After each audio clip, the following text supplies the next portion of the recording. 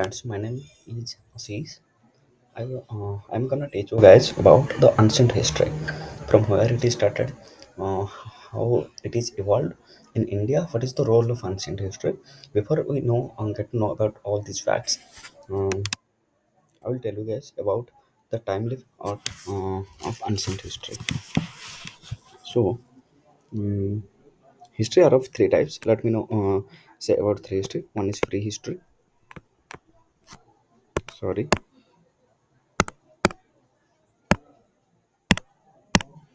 wait a second.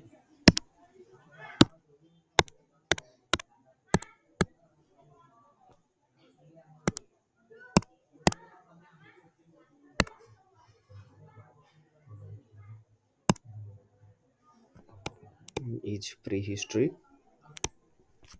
another is proto-history, third one is history. Prehistory means there is no written evidence.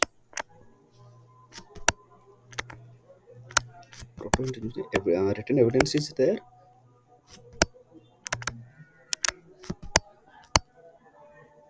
but we can't decipher it and decipher. So, in prehistory period, in prehistory period, history are of three types: Paleolithic, Mesolithic, Paleolithic, Mesolithic, and Neolithic. After that, in Indian history, what happens? There is a civilization in northwestern part of India, basically in Pakistan and Rajasthan, Gujarat region. There is site called Harappa. In Harappa region, we get a civilization. Initially, it was called the Harappa civilization. After that, so many sites were found in different parts, different regions in India. So it is called Indus Valley civilization. Indus Valley civilization. It starts from 2600 BC to 1800 BC. After that, in India, what happens? There is a culture becomes predominant, which is called Chalcolithic. Chalcolithic culture. Chalco means copper. It is a combination of two words. One is copper, and is lithic means stone. Hmm. In India, there is another a huge story about the Indians. That is the advent of Aryans. It's and the Chalcolithic period becomes predominant in from 800 BC to 1500 BC. After that, what happens? There is advent of Aryans. In details, we know in the after classes, but now we are telling about only the timeline. So only focus on the timeline. What are the incidents? What are the brief contents we're gonna learn in afterward classes. So advent of Aryans happens in 1500 BC. Aryans are not a specific group of people. They're just so many groups of people. They come after so many years. Some group come in 1400. Some groups comes in 1450. Like that. BC here. BC means before Christ. Before Christ. In India, we divide Aryans. Advent of Aryans and their period in India in two types. One is called Vedic period.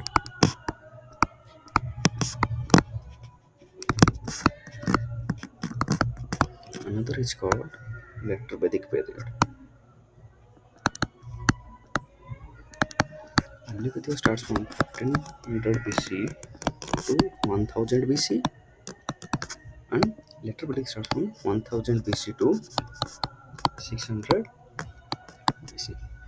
Let's go to the another page. In the declining of later Vedic period, what happens? There are in that time there are so many disturbances in the society. So at that time there are rise of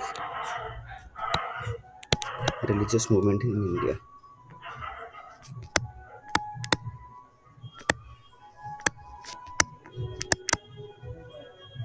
India around 600 to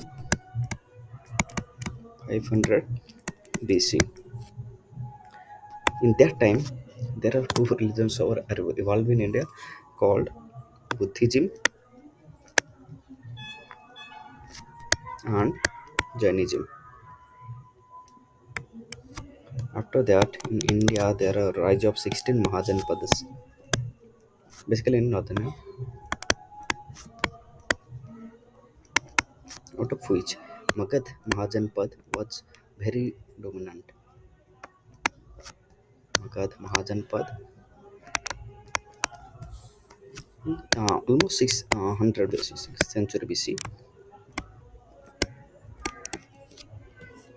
right? In Magad Mahajanpad, there are four dynasties. Initially, Haryanka dynasty. We'll read about Haryanka dynasty. Second one is Sishu, Sishunaga. It is from started from 413 BC. Haryanka dynasty started from 554 BC. Third dynasty is Nanda dynasty. Nanda dynasty. It is from 344 BC. Fourth dynasty is Maurya dynasty. It is from 321 BC. In Maurya dynasty, most everyone should know about the great Soka and Chandragupta Maurya also.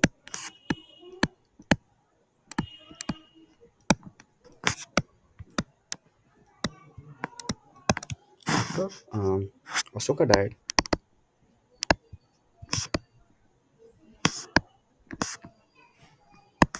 at 2032 BC, after Ashoka's death, there is no um, such huge Mahajanpad, huge ruler in India. There are so many single authority in India is ruled. So many kingdoms are found like Satavahan and Shunga. Since there are so many dynasties across India, that period is called post-Mauryan period. In post-Mauryan period, let me write. What 2 minute? Mauryan period. Post-Mauryan period, roughly from 185 BC to almost 300 AD. In post, there is since there is no huge ruler in India, so both outsiders come to India and some indigenous rulers are ruled in India. Like indigenous rulers, outsiders. Indigenous rulers are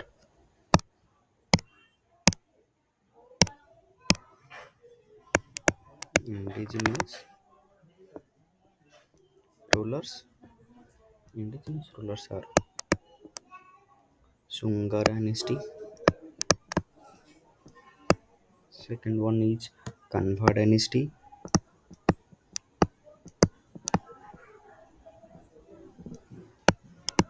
Third one is Shunga. Second one is Kanva. Third one is Satavahans. In outsiders, there are so many rulers come to India in the northern part of the. There may be Greeks, um, Afghans also. They are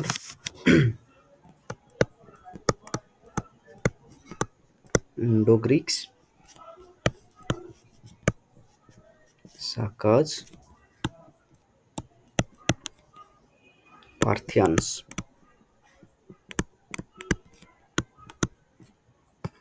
and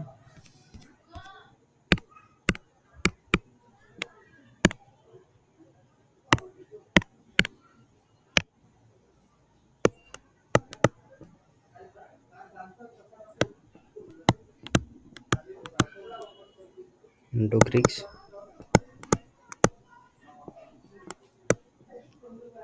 Sakas, Parthians, and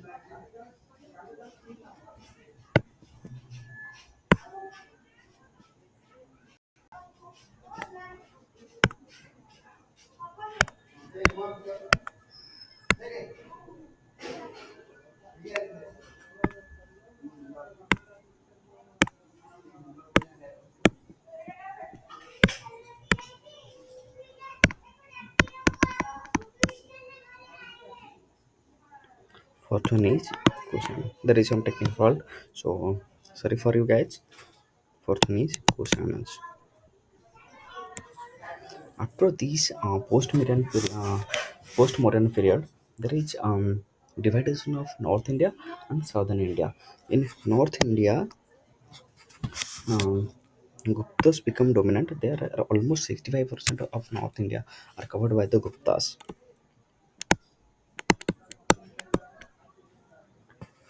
It started from 200 300 AD and founded by Chandragupta Fast.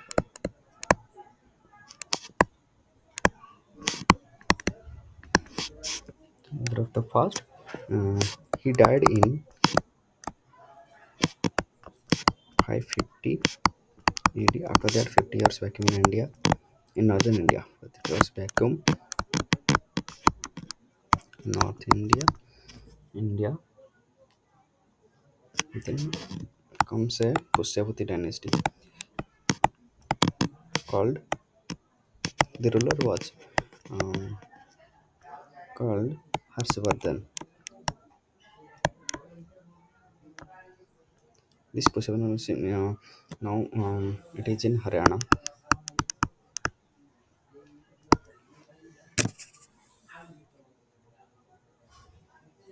After then Harshavardhan died in 647 AD. This is about northern India. About southern India, what is it? The southern Indian rulers, South Indian rulers, Cholo, Chera, and Pandyas. Cholo,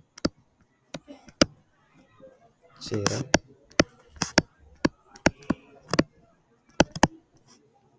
Pandyas. In 600 AD, Cholos disappear. In that place, there are two names, Pallava and Chalukya.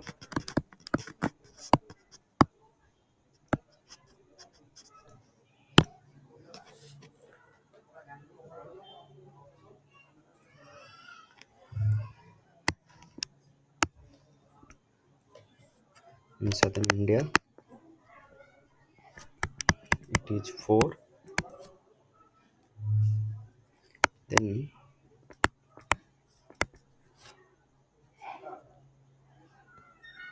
Pallavas were replaced by mainland Chola dynasty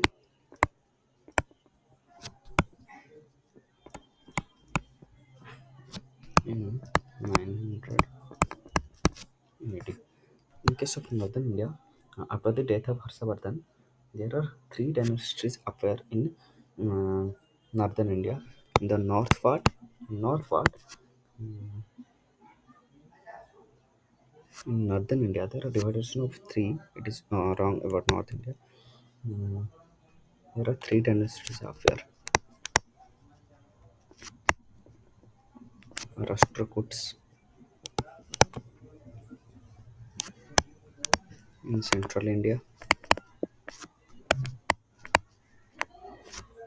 Pratihar in West India, and Pal rulers in East India.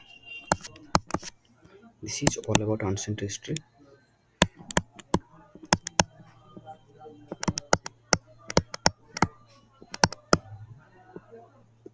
History of India. So I must agree to you guys. I will teach you guys about the brief history. Brief history means about the details about what is required for UPSC, what is required for your exam perspective in afterward classes. So please be patient. Remember this timeline. Will your history will be easier to know. So till that time, till the next class. Thank you.